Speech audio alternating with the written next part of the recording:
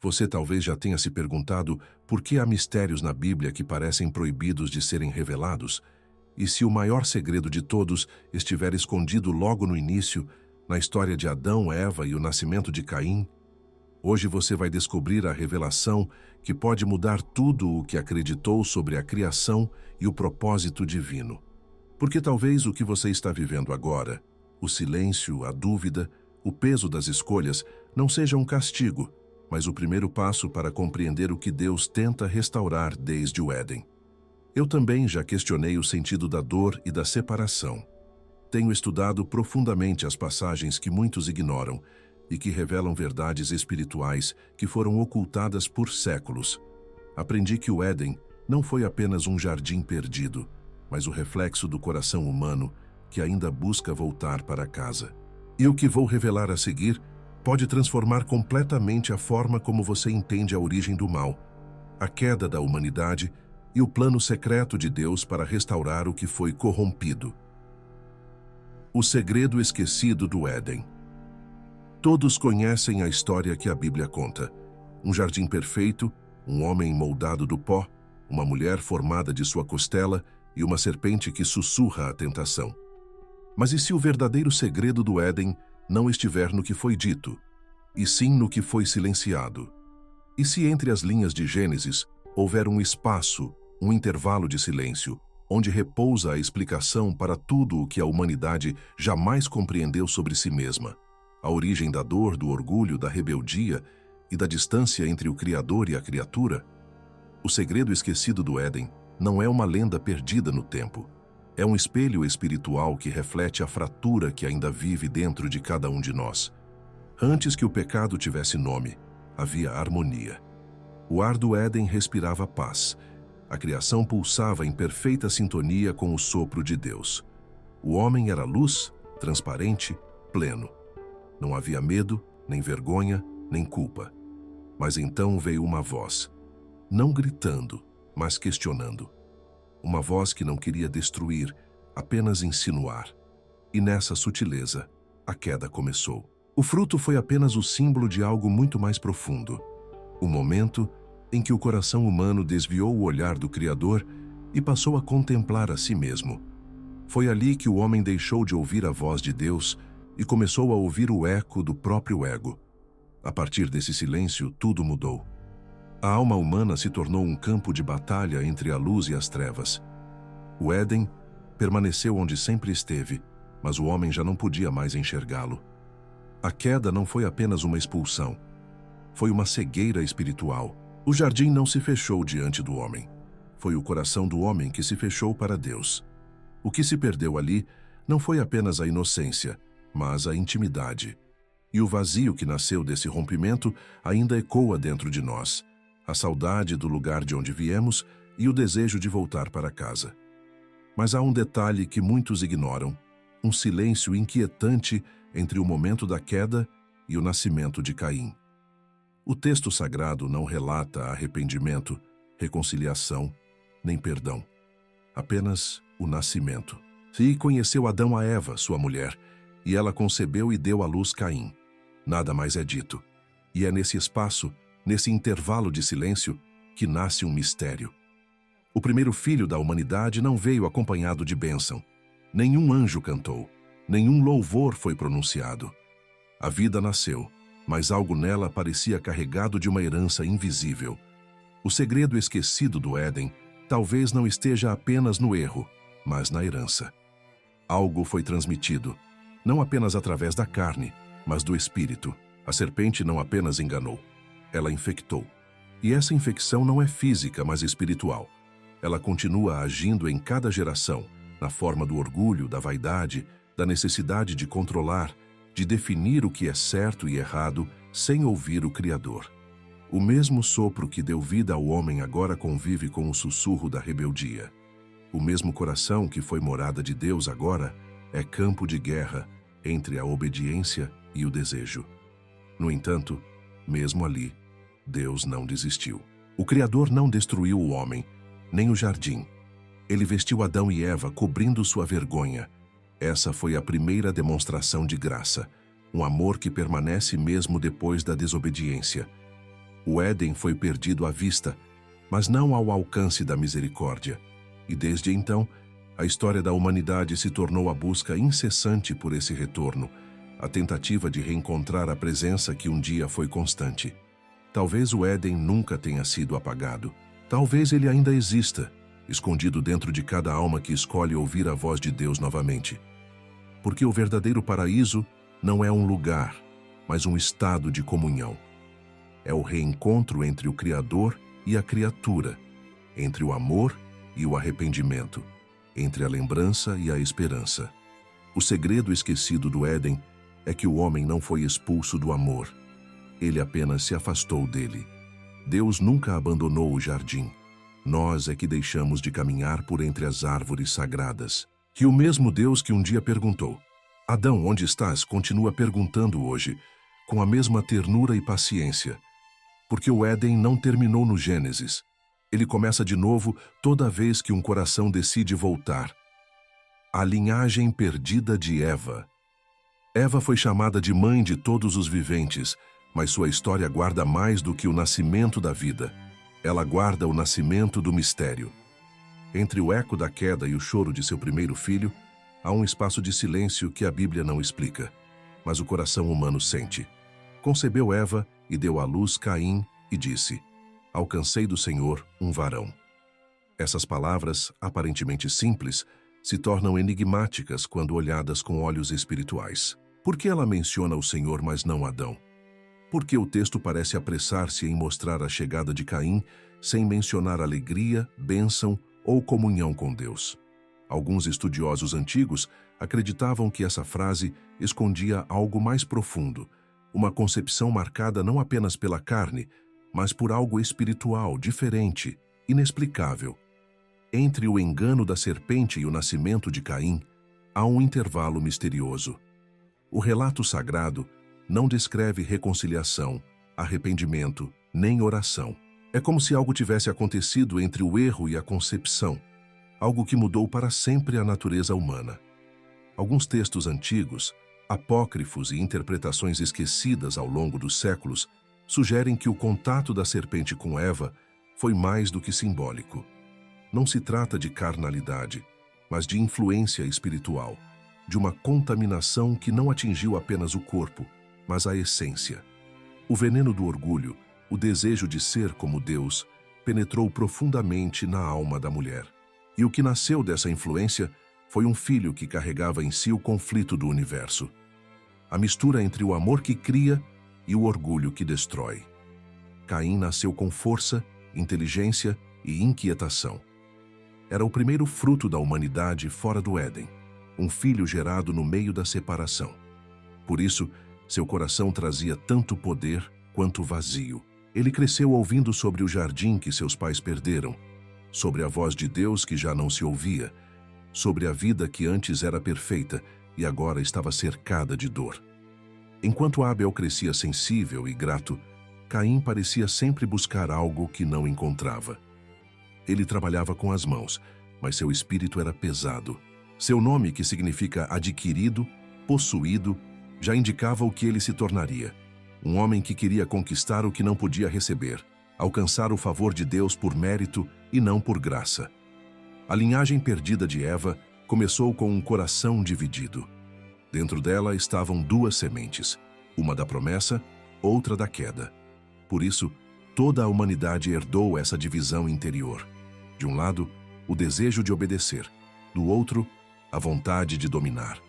De um lado, a fé, do outro, o orgulho. De um lado, Abel, o símbolo da rendição, do outro, Caim, o símbolo do controle. E assim, nas profundezas da alma humana, começou a batalha que nenhum império conseguiu vencer, a luta entre o eu e Deus. Mas há algo redentor nessa história. Mesmo Eva, marcada pelo erro, foi escolhida por Deus para ser a portadora da esperança. De seu ventre sairiam tanto a linhagem do mal quanto a linhagem da salvação. A mulher que havia sido enganada seria também o canal da restauração, porque através dela, séculos depois, viria aquele que pisaria a cabeça da serpente. Deus nunca retirou de Eva a graça de gerar vida, apenas transformou a dor do parto em sinal da redenção futura.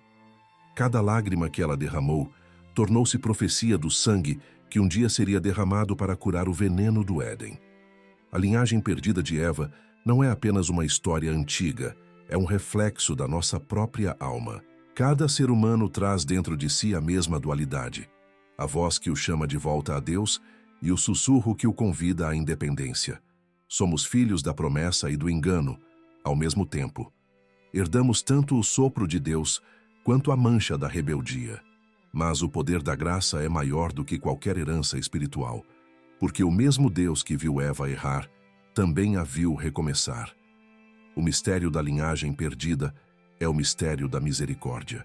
Mesmo aquilo que nasceu da dor pode ser transformado pela mão de Deus. Caim foi o símbolo do afastamento, mas a promessa de redenção permaneceu. A história de Eva nos lembra que nenhum erro é definitivo e nenhuma queda é profunda demais para a graça não alcançar. Deus continua usando o ventre da fraqueza para gerar a salvação. A mulher que um dia ouviu a serpente foi também a primeira a ouvir a promessa, e a mesma voz que a chamou de volta continua chamando cada um de nós, para lembrar que mesmo depois da queda, o amor de Deus ainda escreve novos começos. Quando o céu se calou, depois da queda, o mundo ficou diferente. O som dos passos de Deus no jardim cessou, e o que antes era luz virou distância. Pela primeira vez, o ser humano sentiu o silêncio do céu. Não porque Deus tivesse desaparecido, mas porque o homem já não conseguia ouvi-lo da mesma forma. A separação não foi apenas geográfica, foi espiritual. O pecado criou um abismo invisível entre o Criador e a criatura, e a ausência de sua voz se tornou o mais profundo castigo da alma humana. O que antes era comunhão se tornou lembrança, e o que antes era presença se transformou em saudade. Caim nasceu nesse silêncio. Cresceu ouvindo histórias sobre o Éden, sobre a voz que chamava seus pais pelo nome, sobre o sopro que dava vida e sobre a paz que o pecado roubou. Mas ele não conheceu nada disso. O mundo onde abriu os olhos era árduo, o solo era hostil, o ar carregava o peso da culpa de seus pais. Tudo nele era esforço. Ele aprendeu que a terra só responde à força, que nada vem sem dor, que a vida agora custava suor. E dentro dele um sentimento crescia, um vazio que o trabalho não preenchia e a fé não alcançava. Ele via em Abel algo que não conseguia entender, uma paz que o irritava, uma confiança que o incomodava, uma fé que o fazia se sentir ainda mais distante de Deus. Mas o silêncio de Deus nunca foi rejeição.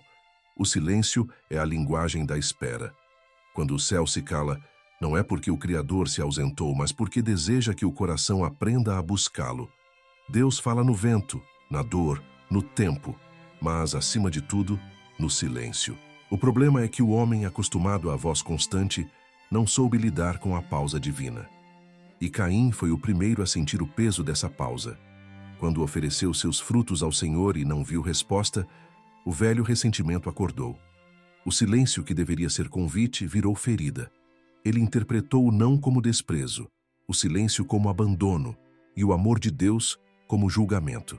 Assim nasce o primeiro drama espiritual da humanidade, a incapacidade de entender o silêncio de Deus. Quantas vezes repetimos o mesmo erro? Quando oramos e não recebemos resposta, o coração se fecha.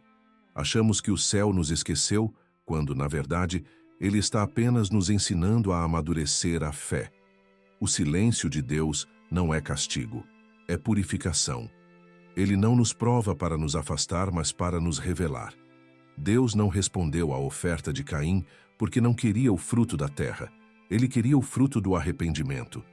Não desejava o que estava em suas mãos, mas o que estava em seu coração. E o coração de Caim ainda estava preso ao orgulho, contaminado pela necessidade de ser reconhecido. Quando Deus falou com ele, não o fez com ira, mas com ternura. Por que andas irado? Por que descaiu o teu semblante? Era a voz de um pai tentando alcançar um filho ferido. Deus via o que Caim não conseguia enxergar, o pecado à porta, pronto para dominá-lo. Mas Caim não ouviu. O orgulho falou mais alto. Ele queria respostas, não orientação. Queria aprovação, não transformação. E o que começou com o silêncio de Deus, terminou com o silêncio da morte. O céu se calou. e o homem matou o irmão. Foi assim que a humanidade aprendeu o que o pecado realmente faz. Ele não apenas separa o homem de Deus, mas o separa também dos outros. O sangue de Abel gritou da terra para o céu, rompendo o silêncio que o pecado havia imposto. E Deus respondeu, não com vingança, mas com misericórdia. Ele não destruiu Caim, o preservou. Marcou-o, não como punição, mas como sinal. O primeiro homem a afastar-se do altar foi o primeiro a receber a graça da sobrevivência. Porque até mesmo o silêncio de Deus é cheio de compaixão. Talvez você também sinta esse silêncio. Talvez ore e as palavras caiam no vazio. Mas escute, o céu não está em silêncio porque te rejeitou. Está em silêncio porque quer que você volte a ouvir. O barulho do medo e da pressa abafa a voz divina. Deus ainda fala, mas fala em outro tom, o tom da espera, o tom da fé, o tom da esperança. E quando o coração aprende a escutar novamente, o silêncio se transforma em resposta. O silêncio de Deus nunca é o fim, é o prelúdio de uma revelação. Foi no silêncio que o homem caiu, mas também é no silêncio que ele aprende a se levantar. E quando o céu volta a falar, não é para julgar, é para restaurar. Caim não entendeu isso, mas você ainda pode. O mesmo Deus que o chamou à reflexão hoje, chama você à confiança. O céu se cala apenas para que a alma volte a ouvir. O DNA do mal. O mal não começou com um gesto, começou com uma herança. Ele não nasceu no momento em que Caim ergueu a mão contra o irmão, mas muito antes, no instante em que o orgulho foi aceito como parte da natureza humana. O primeiro fruto da desobediência foi o afastamento. O segundo, a contaminação. Quando a serpente sussurrou à mulher, não transmitiu apenas uma mentira, mas um código espiritual. Uma nova forma de pensar entrou no coração humano. A ideia de que é possível existir sem Deus, decidir sem Deus, viver sem Deus. Esse pensamento, sutil como veneno, começou a se multiplicar dentro da humanidade, passando de geração em geração como uma marca invisível. Esse é o verdadeiro DNA do mal, não uma substância, mas uma memória. O orgulho da serpente, a vaidade de querer ser como o Criador, ficou gravado dentro da mente humana. O pecado não se limitou ao ato, tornou-se natureza. E desde então, o homem vive dividido. Uma parte ainda carrega o sopro divino e a outra a sombra da rebeldia. A primeira quer servir, a segunda quer dominar. A primeira busca a luz, a segunda se alimenta das trevas. É uma luta silenciosa, constante, travada no interior de cada alma. Caim foi o primeiro a manifestar esse conflito. Ele nasceu da promessa de uma mulher e do silêncio de um Deus que ainda amava, mas que agora educava. Sua existência simboliza a humanidade tentando voltar para o Criador sem passar pela obediência. Caim acreditava que bastava oferecer algo para receber bênção, que o favor divino podia ser conquistado como recompensa. Mas Deus não busca o que está nas mãos, busca o que está no coração. E o coração de Caim estava cheio de orgulho, ressentimento e inveja. Quando sua oferta foi rejeitada, o mal que dormia dentro dele despertou. Aquilo que antes era apenas um pensamento se transformou em vontade. O que era vontade se tornou ação. E o que era ação se tornou morte. Assim o mal se reproduz. Ele começa como uma semente e quando encontra terreno fértil em um coração ferido, floresce em destruição. Por isso Deus advertiu: o pecado jaz à porta e o seu desejo será contra ti, mas cumpre a ti dominá-lo. Era o alerta de um pai para um filho prestes a ceder ao próprio veneno. Mas Caim não escutou. O DNA do mal falou mais alto do que a voz de Deus. Desde então, a história humana tem repetido o mesmo padrão. O mal não precisa ser ensinado, ele é herdado. O homem não nasce odiando, mas aprende a deixar o ódio crescer. Não nasce mentindo, mas aprende que a mentira é um atalho.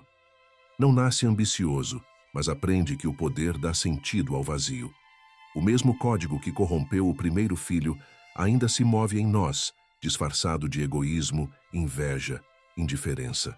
Ele nos convence de que somos autossuficientes, de que podemos controlar tudo, até o próprio destino. Mas há outro código dentro de nós, o que veio do sopro de Deus, e esse código é mais forte. Mesmo no coração mais endurecido, há uma centelha que resiste ao mal. É a lembrança do Éden, o eco da voz divina que nos chama de volta.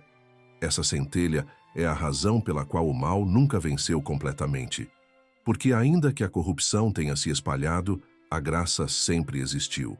Onde o pecado multiplicou, a misericórdia se fez abundante. O sangue de Abel gritou da terra por justiça, mas o sangue de Cristo grita do céu por perdão. O DNA do mal diz, você está condenado. A cruz responde, você está redimido. O mesmo Deus que confrontou Caim continua falando conosco hoje. Ele ainda pergunta, por que estás irado?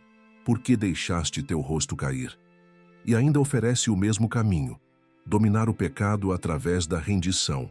O mal herdado pode ser vencido pela escolha espiritual de cada dia. Quando você perdoa, quando recusa o orgulho, quando escolhe amar em vez de ferir, está alterando sua própria linhagem espiritual. O DNA do mal não é destino, é desafio. E todo desafio pode ser vencido por quem se entrega à vontade de Deus. Há dois legados correndo dentro da humanidade, o de Caim, que busca poder, e o de Cristo, que busca redenção. Um vive para dominar, o outro vive para servir. Um espalha a culpa, o outro semeia a graça. E a cada novo amanhecer, Deus coloca diante de nós a mesma escolha. Qual natureza você vai alimentar hoje? O mal herdado é real, mas o amor que o redime é eterno. Caim deixou um rastro de sangue, mas Cristo deixou um rastro de esperança. O primeiro ensinou o homem a matar, o segundo o ensinou a perdoar. E o mesmo Deus que viu o primeiro crime foi também o que prometeu a primeira salvação. A história do mal começou no coração humano, mas a história da graça começou no coração de Deus. E essa história ainda não terminou. O outro pai. Há silêncios na Bíblia que dizem mais do que palavras, e um deles está no nascimento de Caim. O texto sagrado registra: Eva concebeu e deu à luz Caim, e disse, alcancei do Senhor um varão. Mas não há menção de bênção, nem de alegria divina, nem da frase que sempre acompanhava os grandes nascimentos. E Deus viu que era bom. É como se a narrativa tivesse hesitado, como se o próprio autor sagrado quisesse dizer algo que não podia ser dito. Por séculos, estudiosos, rabinos e teólogos se perguntaram: por que o nascimento de Caim soa diferente? Por que desde o início sua história carrega uma sombra? E se Adão não fosse o único pai presente nesse mistério? A serpente do Éden nunca foi apenas um animal. Era um ser espiritual, portador de inteligência, sedução e desejo de corromper aquilo que Deus havia feito puro. Quando se aproximou de Eva, não veio para destruir, veio para enganar. Não ofereceu uma faca, ofereceu uma ideia. Sereis como Deus. A tentação não foi de sabor, foi de poder. E quando Eva aceitou esse convite, algo aconteceu dentro dela. O coração que antes batia em obediência começou a pulsar com autonomia. O espírito que vivia em harmonia com o Criador passou a ouvir outra voz, mais doce, mais perigosa. A serpente não plantou apenas dúvida, plantou uma semente. Há quem acredite que essa semente não foi apenas simbólica, mas espiritual, que algo da natureza daquele ser se infiltrou na essência da mulher, não como um ato físico, mas como uma contaminação invisível. O pecado entrou na alma e se misturou à vida. O ventre que antes geraria filhos da pureza, agora carregaria uma herança dividida, o sopro de Deus e o sussurro da serpente. Assim, o primeiro filho da humanidade nasceu entre duas vozes, a da criação e a da rebelião, e dentro de si, ele trouxe a lembrança do Éden e o eco da queda. Caim foi, portanto, o primeiro a carregar duas naturezas.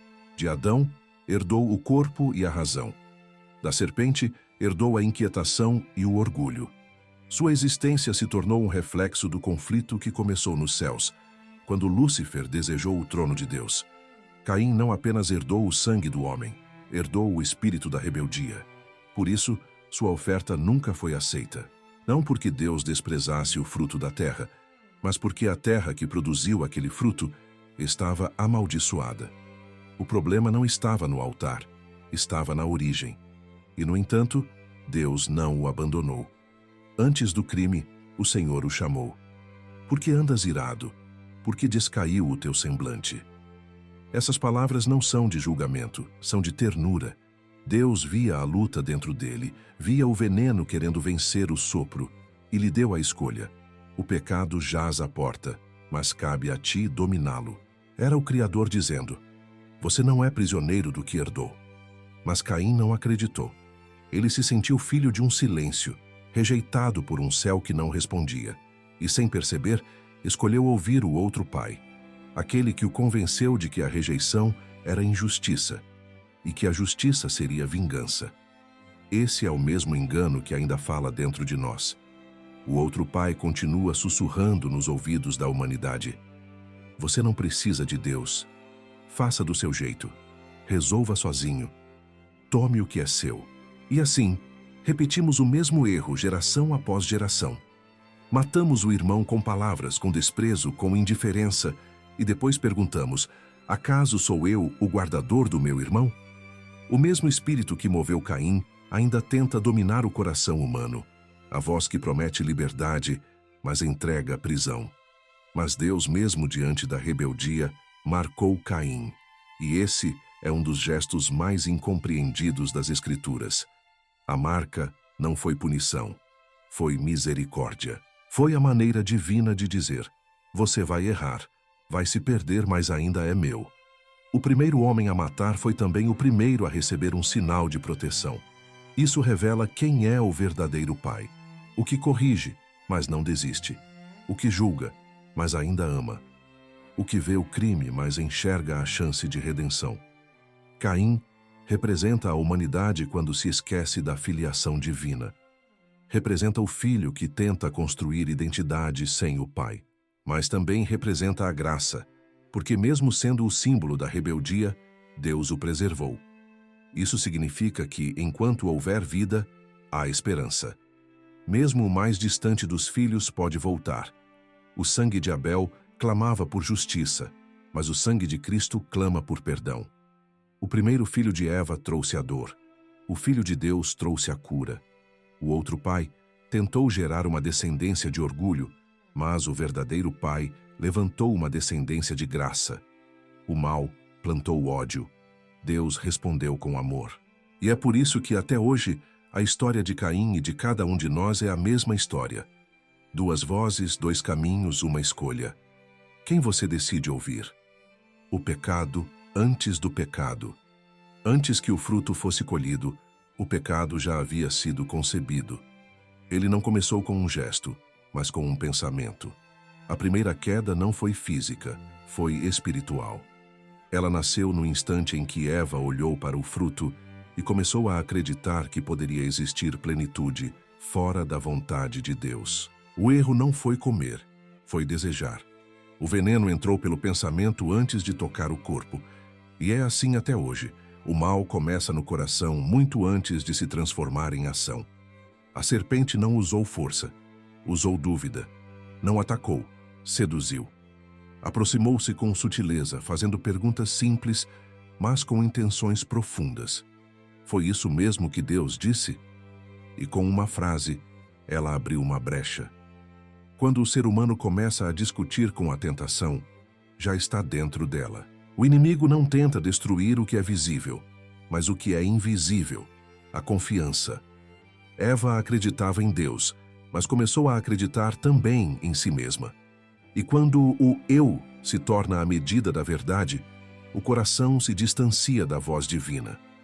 O pecado antes do pecado foi a perda da confiança.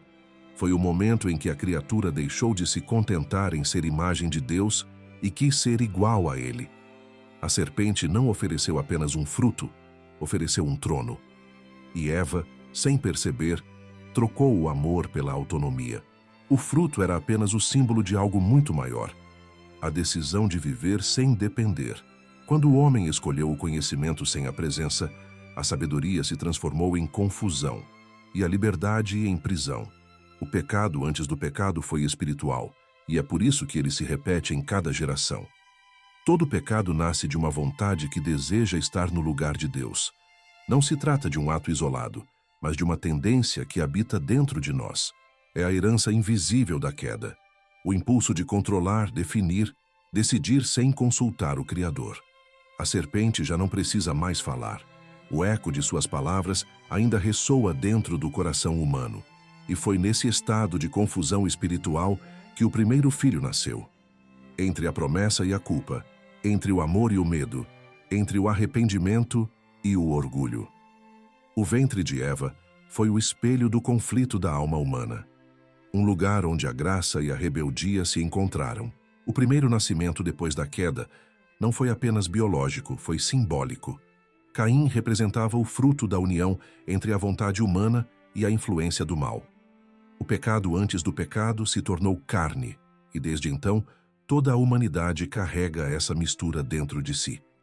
Mas Deus, mesmo vendo a rebeldia nascer, não desistiu. O mesmo que expulsou do Éden também vestiu os que erraram. O mesmo que pronunciou a sentença foi o que ofereceu o primeiro sacrifício.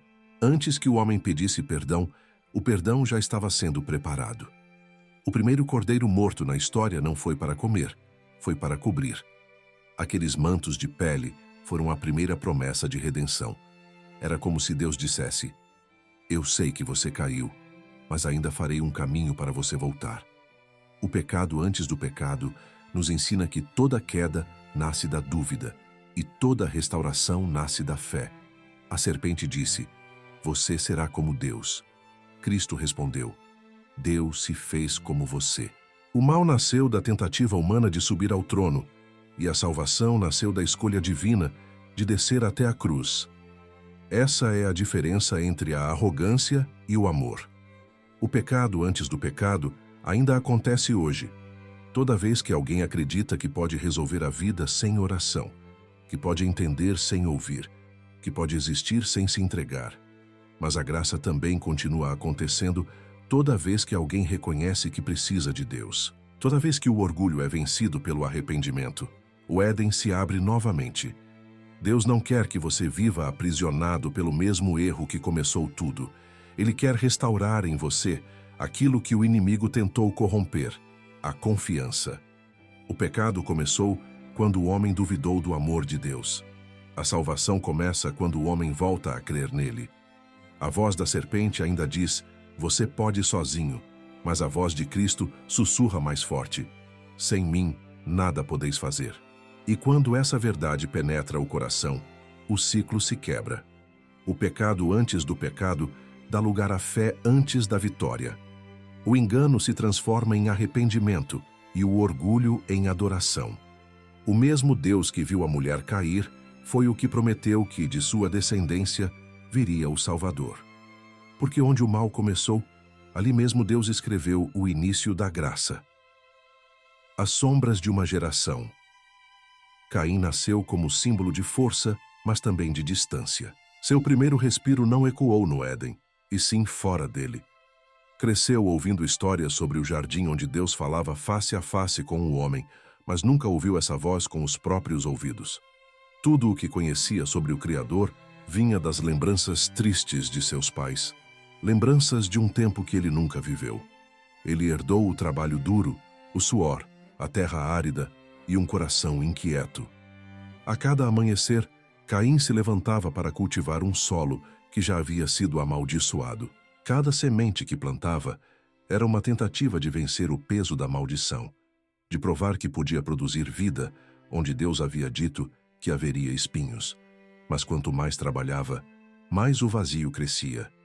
Dentro de Caim havia um silêncio que o esforço não quebrava e um orgulho que o amor não alcançava. Ele queria agradar a Deus, mas do seu jeito. Queria ser aceito, mas sem se render. Foi então que decidiu oferecer ao Senhor o fruto do seu trabalho, não como ato de adoração, mas como tentativa de aprovação. Deus olhou para o altar e viu a diferença. O sacrifício de Caim nasceu do orgulho, o de Abel, da entrega. Um ofereceu o que tinha, o outro, o que era. Por isso, o fogo do céu desceu sobre Abel e não sobre Caim. Naquele momento, algo se quebrou dentro dele. O olhar de Caim escureceu. Seu semblante caiu. E o primeiro sentimento humano depois da queda voltou a se manifestar: a inveja. Ela é a sombra do orgulho, o veneno do coração que compara, o eco da voz da serpente dizendo: você também merece. Caim não suportou ver a graça alheia, porque quem vive por mérito não entende o amor. Ele se sentiu rejeitado, esquecido, injustiçado. Deus falou com ele, não com condenação, mas com cuidado. Por que andas irado? Por que descaiu o teu semblante? O pecado está à porta, mas cabe a ti dominá-lo. Mas Caim não quis ouvir.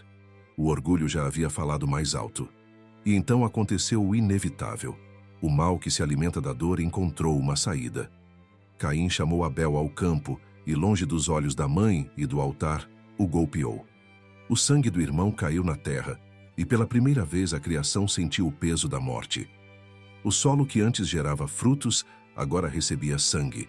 O primeiro sangue inocente derramado clamou aos céus, não em palavras, mas em justiça. E Deus ouviu. O que fizeste, Caim? A voz do sangue de teu irmão clama a mim desde a terra. Assim o mundo que começou com o sopro de vida conheceu a mancha da morte. A punição veio, mas veio com graça. Deus não o destruiu, marcou-o. A marca de Caim, tão mal interpretada ao longo da história, foi menos castigo e mais misericórdia. Deus o afastou, mas também o protegeu.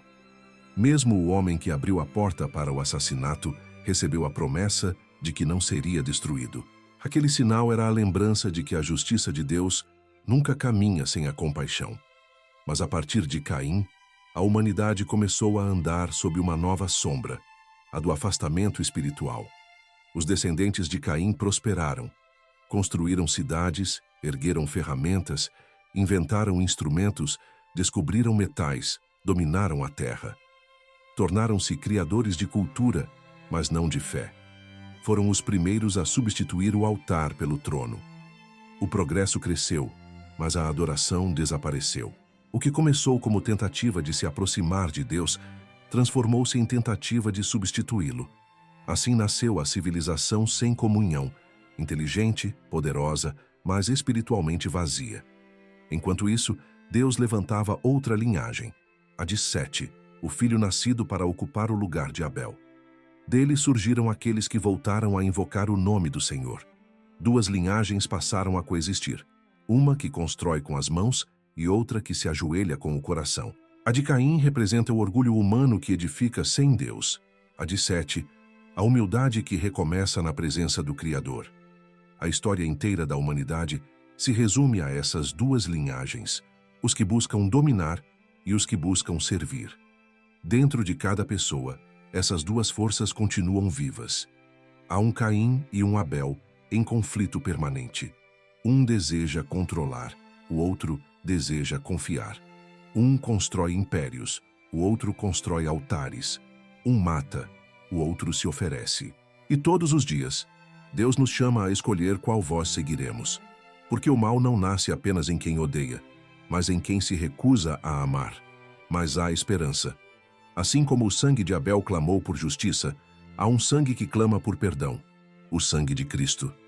Ele fala mais alto que a culpa, mais profundo que a vergonha, mais forte que a herança de Caim. O Filho de Deus morreu nas mãos de uma humanidade violenta, para provar que nem mesmo a sombra mais escura é capaz de apagar a luz da graça. As sombras de uma geração não são o fim. São apenas o cenário onde a luz de Deus se revela com mais clareza. O mesmo Deus que confrontou Caim ainda fala conosco hoje. Ele não quer te punir, ele quer te acordar. As sombras só existem para quem esquece o sol. E o sol da justiça ainda nasce sobre todos, inclusive sobre os que erraram. O código oculto de Gênesis. Há verdades escondidas nas entrelinhas da Bíblia, como se Deus as tivesse colocado ali propositalmente, esperando que um dia o coração humano estivesse pronto para compreendê-las. O livro de Gênesis não é apenas uma narrativa sobre o início do mundo. É um espelho espiritual sobre o início de tudo o que somos. Cada nome, cada gesto, cada silêncio carrega um código, não de letras, mas de significados. Gênesis é um texto vivo, e suas palavras respiram como se guardassem segredos que o tempo tentou calar, mas o Espírito ainda quer revelar. Quando lemos os primeiros capítulos, algo chama a atenção. O modo como os nomes e as genealogias são dispostos. Cada nome carrega um sentido, cada descendência uma mensagem. Adão significa terra vermelha, símbolo da criação moldada pelo sopro divino. Eva, vida, representa a fonte da existência, o ventre da promessa. Caim, posse, é o reflexo da humanidade que quer conquistar o que não pode criar. Abel, vapor, é o símbolo da alma que reconhece a fragilidade e se entrega. Seth, substituto, surge como a continuidade da esperança, a prova de que a promessa de Deus não se interrompe. Mas há algo ainda mais profundo. Os antigos sábios hebreus ensinavam que as genealogias de Gênesis formam um código espiritual que resume a trajetória do homem diante de Deus: criação, queda, promessa, juízo e redenção. A linhagem de Caim, por exemplo, revela o avanço da tecnologia e da cultura, mas também o crescimento da violência e do orgulho. Já a linhagem de Sete fala sobre a restauração da fé e a permanência da aliança. É como se Deus estivesse dizendo que a humanidade vive constantemente entre dois caminhos, o da soberba e o da adoração. O código oculto de Gênesis mostra que a história de Adão e Eva não é apenas sobre eles, mas sobre cada um de nós. Quando o homem desobedece, ele repete Adão. Quando escolhe ouvir outra voz, revive a serpente. Quando tenta controlar o futuro, repete Caim. Mas quando se entrega, ainda há Abel dentro de nós. Quando recomeça pela fé, é Seth que renasce. A Bíblia não descreve pessoas distantes, descreve espelhos. Cada personagem é uma parte da alma humana refletindo o que existe dentro de nós: luz e trevas, fé e medo, culpa e graça. O código também está nas metáforas do Éden. A árvore da vida representa a comunhão eterna com Deus. A árvore do conhecimento, o desejo de autonomia. O fruto é o símbolo da escolha: comer ou não comer, obedecer ou questionar. A serpente representa o intelecto corrompido que transforma a sabedoria em vaidade.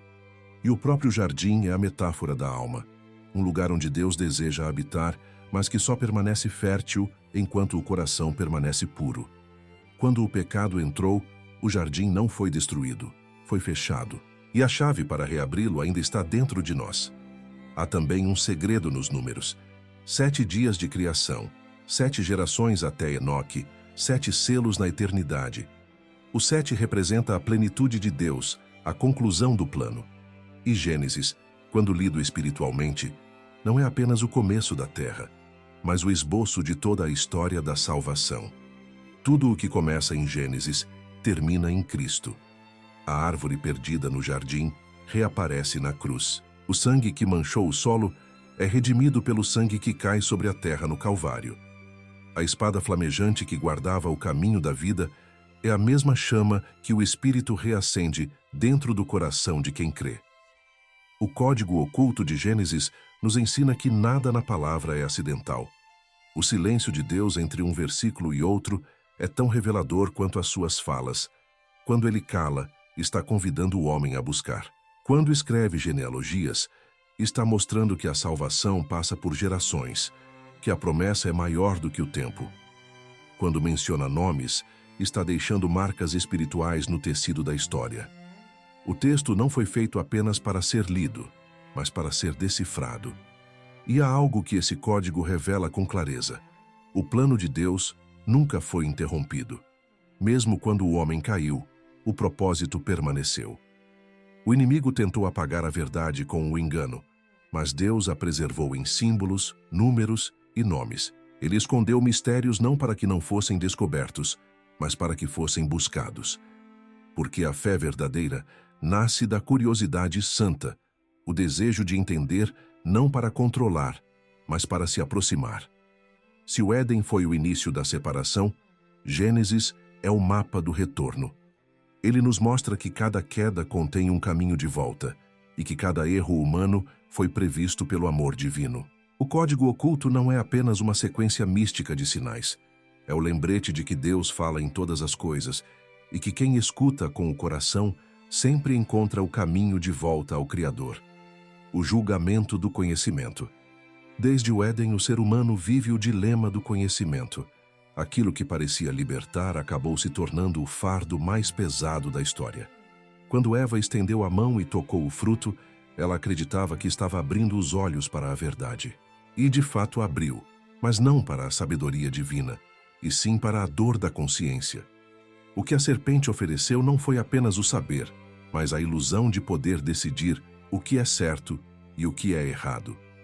Foi o início de um julgamento que nunca mais terminou. O homem passou a julgar a Deus, aos outros e a si mesmo, sem perceber que, ao fazer isso, se afastava da própria essência.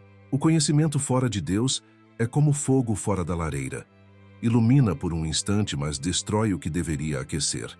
Desde Gênesis, a humanidade tem confundido saber com verdade. Saber o bem e o mal não significa compreender o coração de Deus. O verdadeiro problema do fruto não estava em seu gosto, mas no propósito de quem o colheu.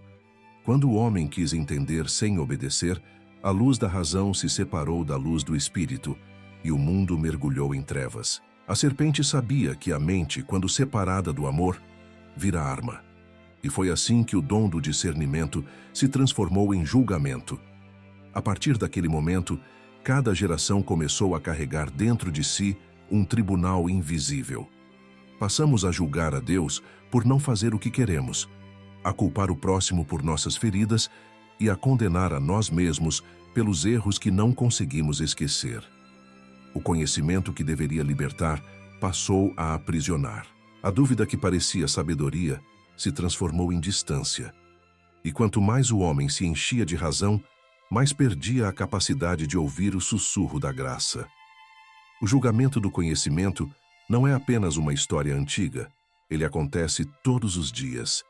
Toda vez que você tenta entender o sofrimento sem fé, está mordendo o mesmo fruto. Toda vez que exige respostas antes de confiar, está repetindo o mesmo erro.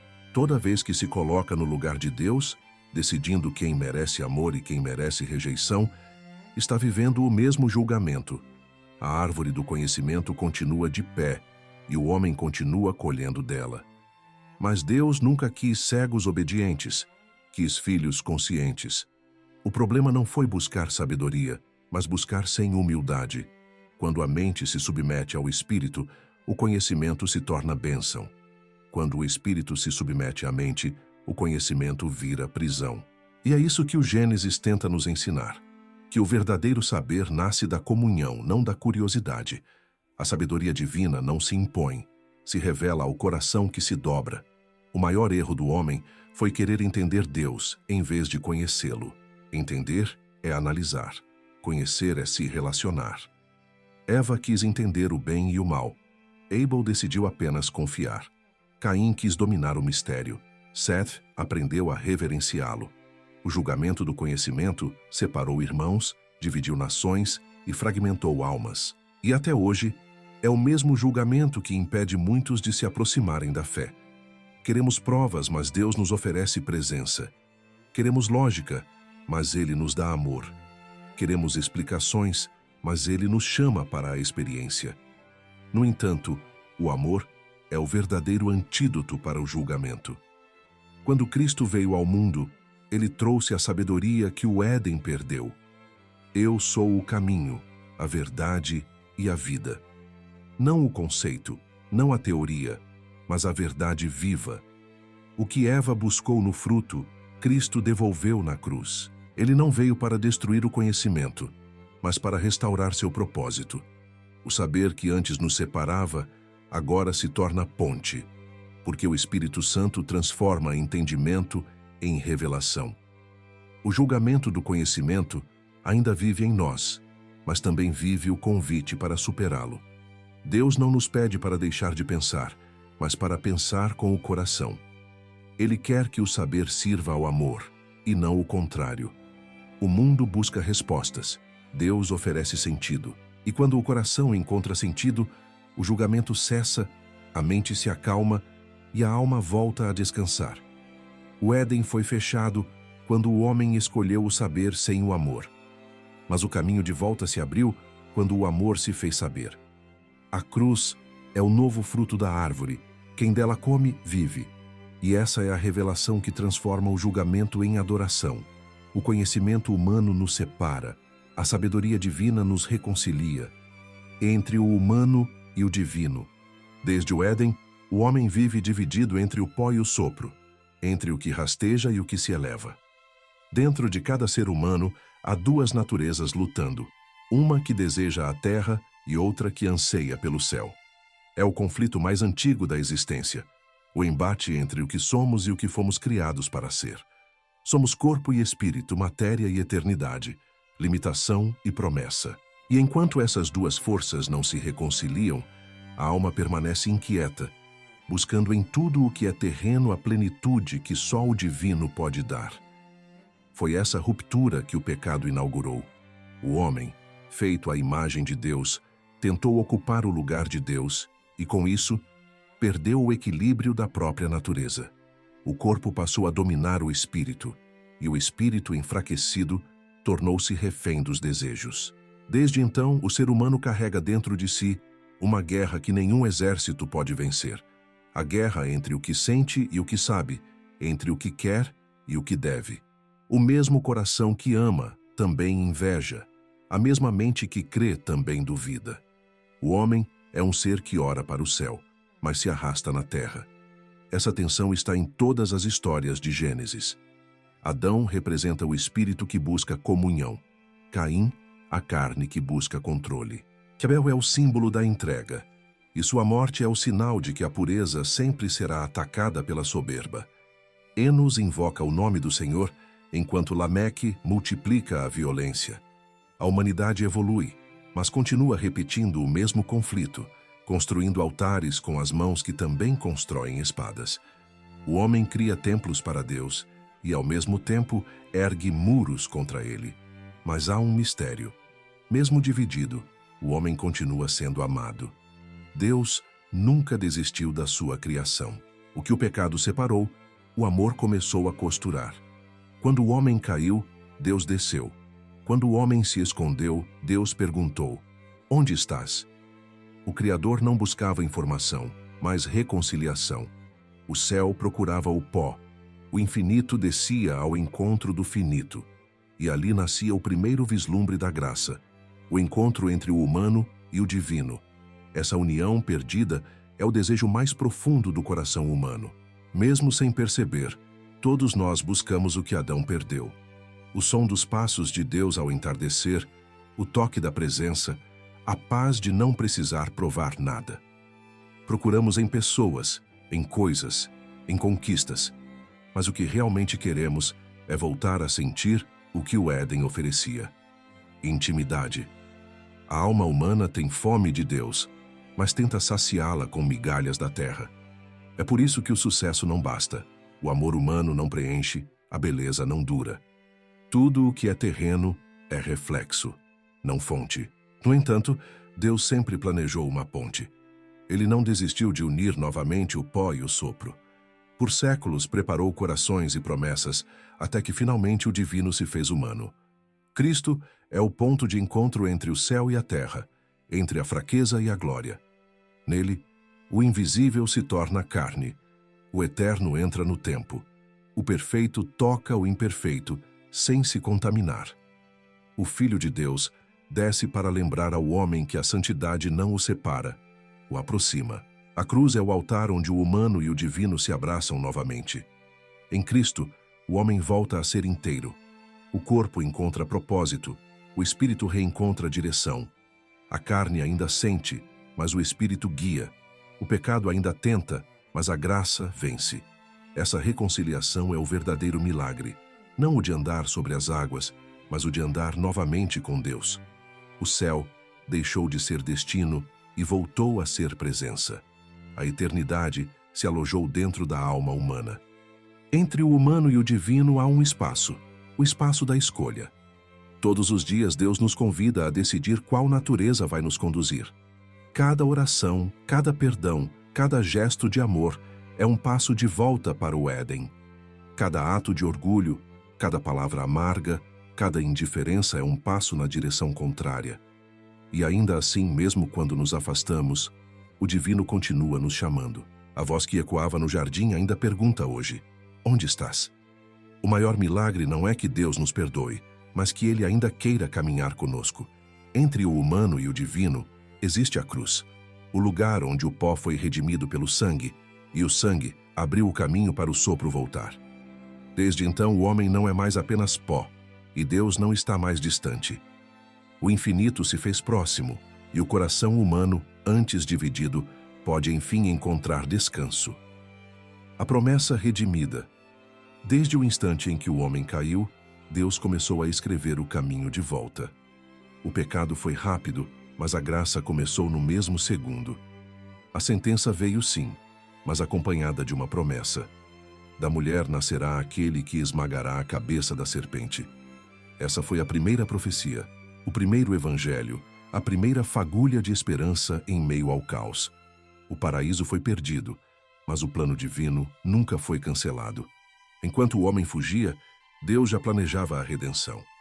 Enquanto o mal tentava vencer pela contaminação, o amor começava a vencer pela encarnação. A promessa redimida começou no ventre que um dia havia sido usado para a queda.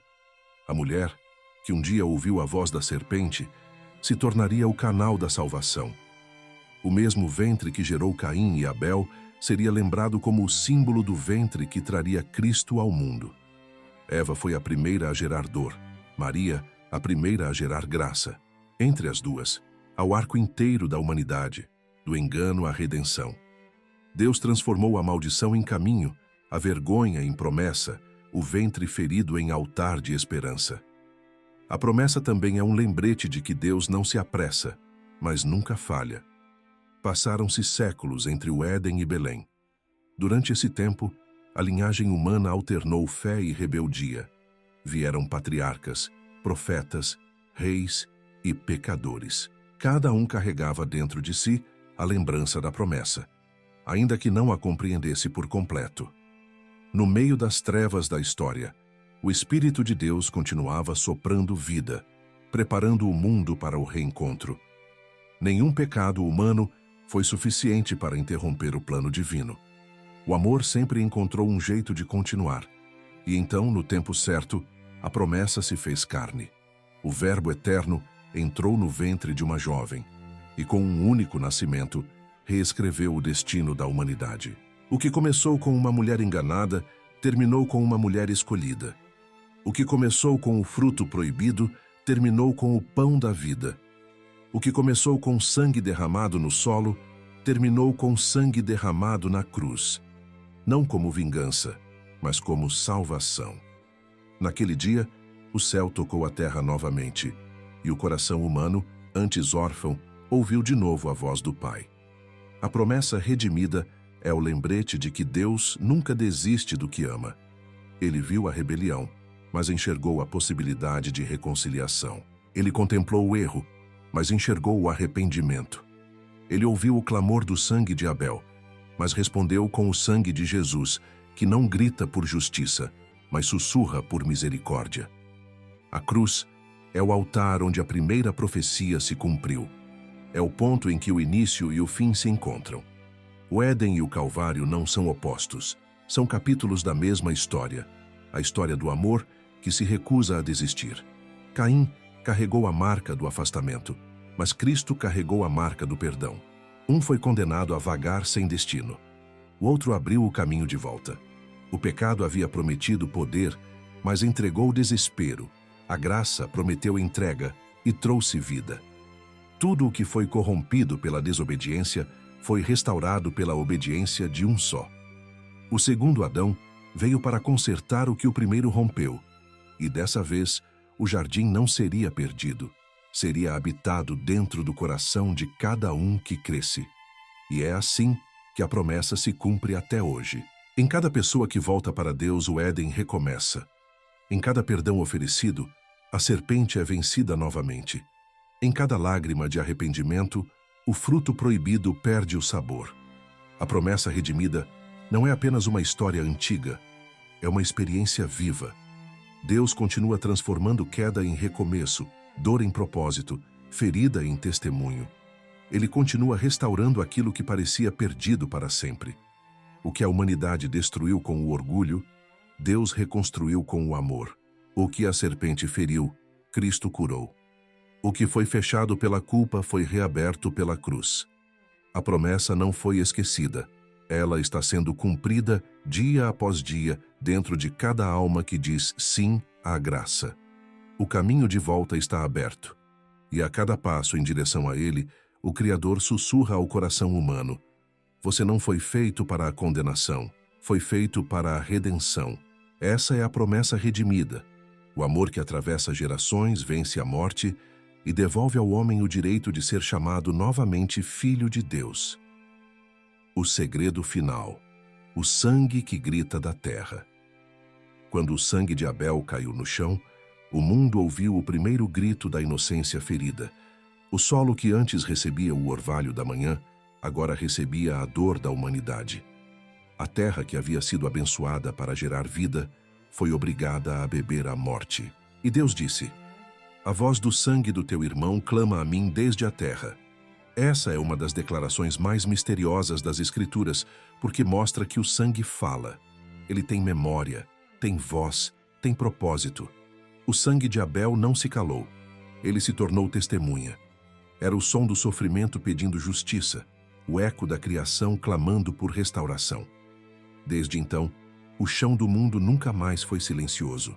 Cada lágrima, cada injustiça, cada dor sem resposta continua a ecoar diante de Deus, como um pedido invisível por redenção. O sangue de Abel representa tudo o que o pecado causou. A ruptura entre irmãos, o afastamento da presença, a perda da comunhão. O primeiro assassinato foi mais do que um crime. Foi o reflexo do estado do coração humano. Desde aquele dia, a humanidade carrega o mesmo impulso: destruir o que reflete aquilo que ela perdeu.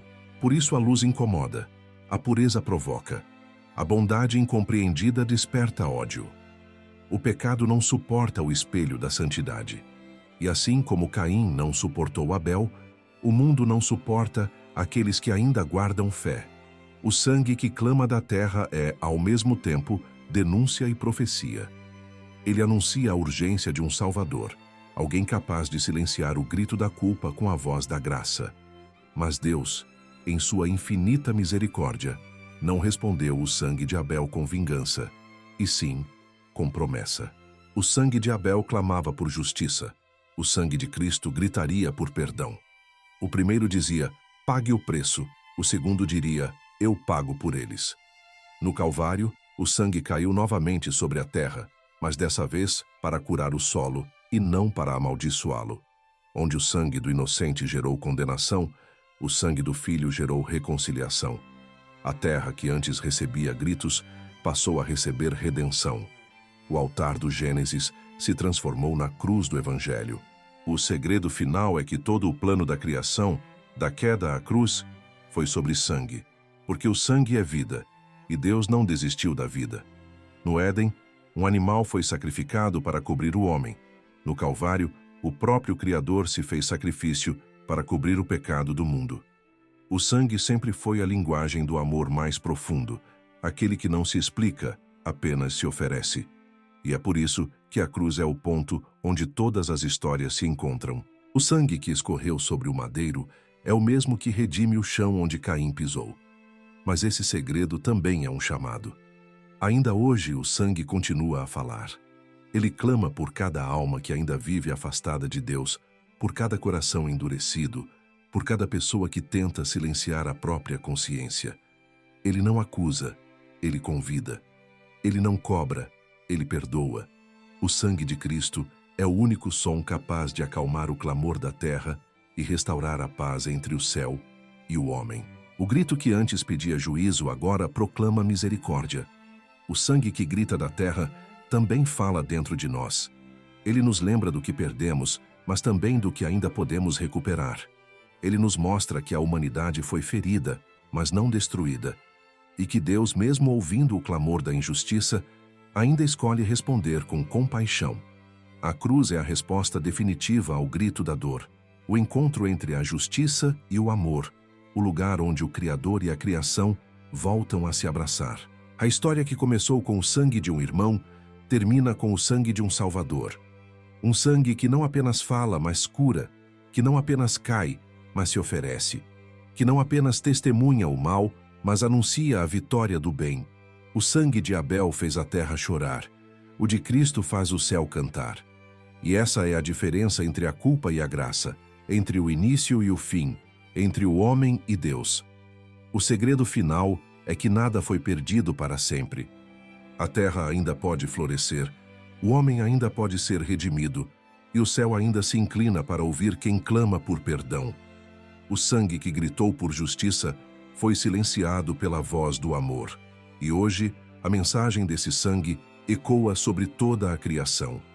A dívida foi paga, a história recomeçou.